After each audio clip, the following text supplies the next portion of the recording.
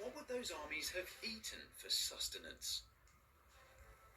We do know that they had basic army rations, and they possibly would have had hardtack biscuits. So this is a hardtack biscuit, as you can see. It's pretty hard. Oh, there we go. Yeah. So they were sort of twice baked. You see these little holes out all the moisture. That was really important, that you didn't get any moisture in them.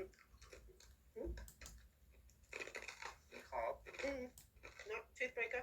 Flour and water, that? Flour and water. Yeah, they wouldn't have had salt then. Salt was a luxury item. No butter. No, nothing like that. Oh, I think you can probably tell that. When it came to the Battle of Hastings, we know that it went on pretty much all day.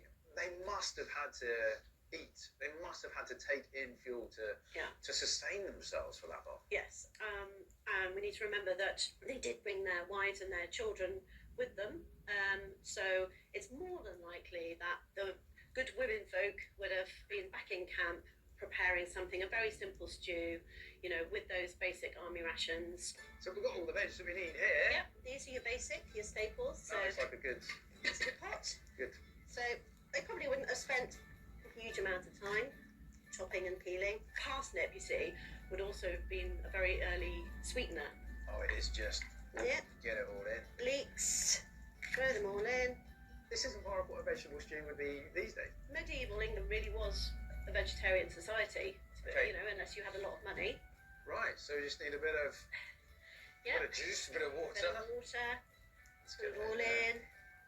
Right, well, here's Wow. our pot. Yeah. Raw stew. We've got much more fire here. Yes, Let's pop that perfect. over the top there. That looks brilliant. Now, there, it's going nowhere.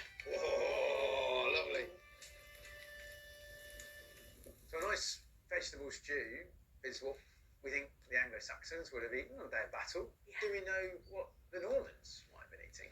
Oh well, they were very canny. They bought huge caravans of cattle. There are amazing scenes depicted in the Bayeux Tapestry of this grand feast the night before the battle. They've got makeshift ovens, they've got spits, and they would have had, nice wines and French food. That was quite typical of the Norman culture, was it then? To eat well, to drink well. They drank wine in a civilized way with their meals. The flip side of that was that the Anglo-Saxons would have drank vast quantities of ale, and there is a theory to suggest that the night before they drank, far too much, and that possibly had an impact on how they performed the next day in battle. It just goes to show how important food and diet and that preparation for battle was, and food is a huge part of that. After the Norman conquest, food and culture changed so